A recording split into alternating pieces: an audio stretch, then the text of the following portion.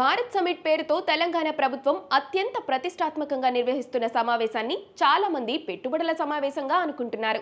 కానీ అది Congress party ideology అని షేర్ చేసుకునే వేదికగా మారిపోయింది. కాంగ్రెస్ పార్టీ ప్లీనరీని ఎలా నిర్వహిస్తారో అచ్చంగా అలాగే నిర్వహిస్తున్నారు. హెచ్ఐసిసిలో శుక్ర శనివారాల్లో జరగనున్న సమావేశంలో ముఖ్య అతిథులంతా కాంగ్రెస్ కు చెందిన వారే. మొదటి రోజు కీలక ప్రసంగం రాహుల్ గాంధీ చేస్తే రెండో రోజు ప్రియాంక గాంధీ చేస్తారు.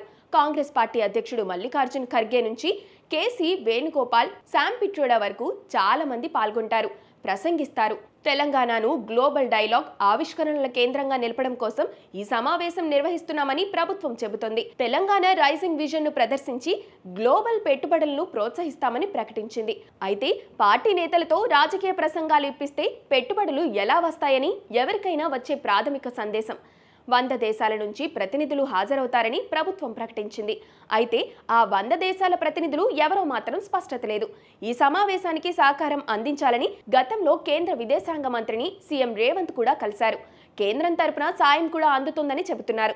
అయితే ఇప్పుడు ఈ సమావేశానికి భారత్ సమిట్ అని పేరు పెట్టి పార్టీ కార్యక్రమం తరహాలో నిర్వహించడం ఖచ్చితంగా వివాదాస్పదమయ్యే అవకాశాలు కనిపిస్తున్నాయి.